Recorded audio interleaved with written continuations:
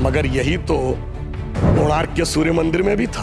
अगर आप देखें तो आंध्र प्रदेश में वेद नारायण मंदिर है, उसमें ही भगवान के चरणों के ऊपर पड़ता है। कोल्हापुर में महालक्ष्मी का मंदिर है महाराष्ट्र में, उसमें 3 दिन के लिए एक दिन अक्सर आते हैं तो देवी के मस्तक से लेकर चरणों तक चले जाते हैं। पूछिए साहब, अगर विज्ञान नहीं था तो उस जमाने में इतना सटीक कैलकुलेशन कैसे हुआ?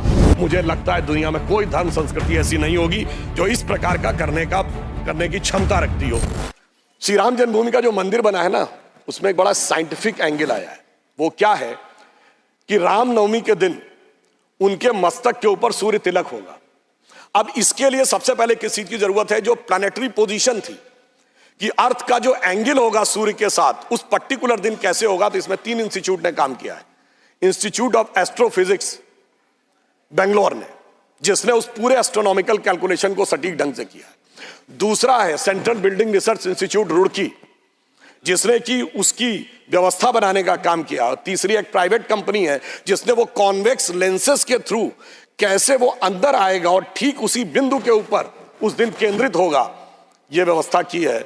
मगर मैं अपने विरोधियों को बताना चाहता हूं, आज तो एस्ट्रोफिजिक्स का इंस्टीट्यूट है, आज तो हमारे पास इतनी टेक्नोलॉजी है, मगर यही तो कोणार्क के सूर्य मंदिर में भी था।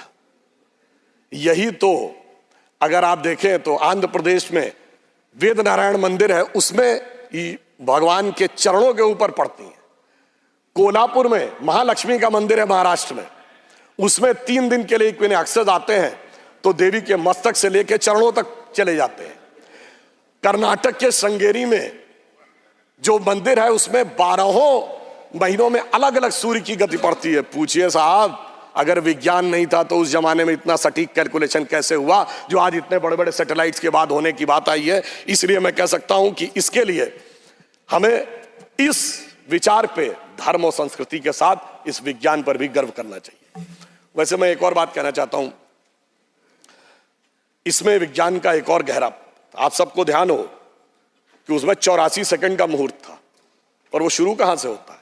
अगर आपने कभी भी उसको सुना हो, लोग को तो क्या कहते हैं, ब्रह्मा आयु द्वितीय परार्धे, द्वितीय परार्ध ब्रह्मा की आयु मतलब 155 ट्रिलियन ईयर्स।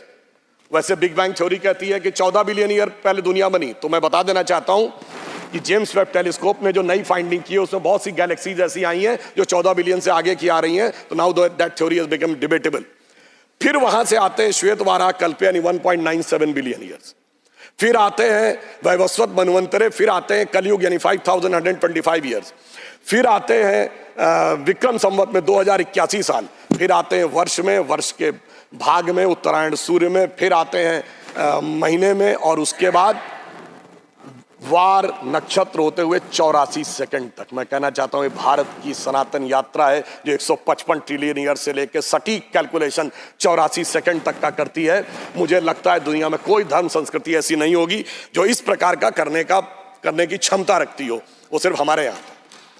मगर उसके बाद भी माननीय सभापति महोदय, मैं कहना चाहूंगा कुछ लोगों को, और इस बारे में दुनिया के सबसे बड़े कॉस्मोलॉजिस्ट कार्ल सैगन, जिसने first man made object Voyager जो सोलर सिस्टम के बाहर गया है उसका जो मैसेज है कंपोज किया है, उसने लिखा है, उसका वीडियो कोई जाके चेक कर सकता है। Now only the ancient calculation of Hindus matches with the modern scientific calculation, cosmological calculation.